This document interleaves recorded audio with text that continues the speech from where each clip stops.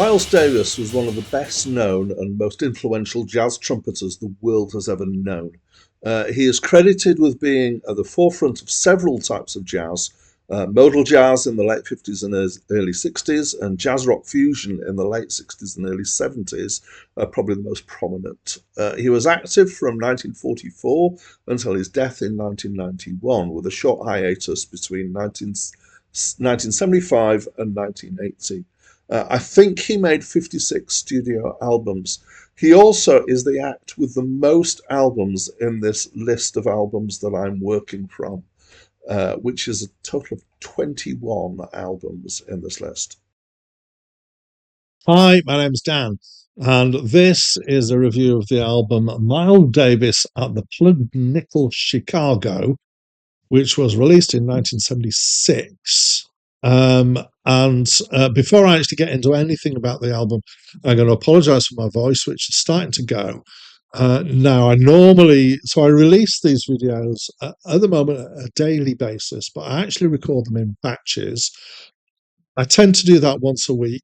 I missed out last week for various reasons, and so I am doing effectively 2 weeks worth, recording them in one day. And this is the first time ever. This is the 20th review that I have recorded today, and so my voice is starting to feel the strain a bit. So apologies. So a bit of logistics here before we get into it. I have reviewed the album excuse me, I told you, Miles Davis at the Plug Nickel Chicago Volume 1.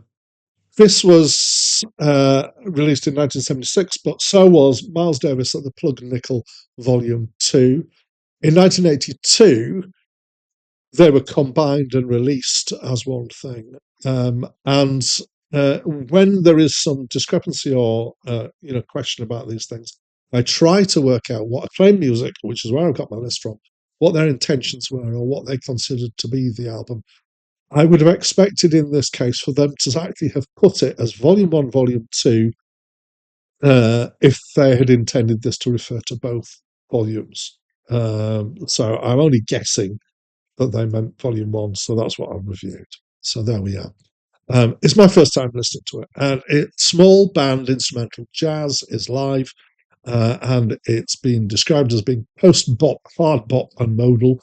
And I couldn't argue because I don't know enough about any of those to really be able to. It doesn't jibe with anything, I would think. So, and modal is particularly hard for me to. I can't listen to something that's jazz and go, "Oh yes, that's modal jazz."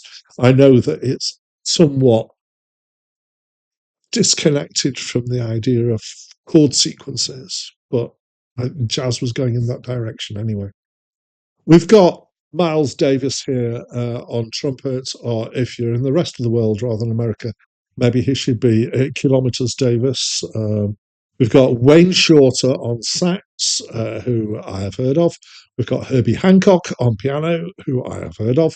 We've got Tony Williams on drums, who I have heard of. And we've got Ron Carter on bass, that's upright bass, who I have vaguely heard of.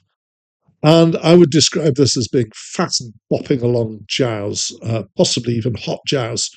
The soloing is quite divorced from the idea of tunes, and in fact, it pushes this key chord idea quite a lot, which is how this is the best that I can do in thinking maybe this is modal because it's so free from the idea of chord sequences.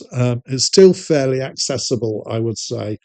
Well, that's within the context of things like Sun Ra and John Coltrane and some of the other more way out jazz albums. There are 4 long tracks on this. There's one small track at the end. I recognised "So What" from the first few bars. After that, I felt like it could have been any tune that they were doing. That track also has a nice drum solo in it as well. So it's got obviously skilled playing, which is what I would expect from the names that are on this. This is quite a tour de force of names on this album. And that's kind of the description, really. Now, ages ago, I realized that when I was reviewing jazz albums, that I tended to retreat into description and technical discussions and things like that. partly because jazz is not my world, and so I always felt like the need to, what am I going to say in this review? And so I've done this again. I've done description. I've done some kind of thoughts about the genres. I've talked about who they are, who are playing. But I made a commitment at one point, which I've stuck to since then, which is to always talk about how the jazz album made me feel. So I will do that now. I felt slightly energized. I felt slightly toe tappy at times. I felt slightly impressed with the playing, but mostly only partially engaged. It didn't draw me in that much as an album. So very well played. Not the most engaging jazz for me. That's what I think of this album. As always, I'd love to know what you think of this album.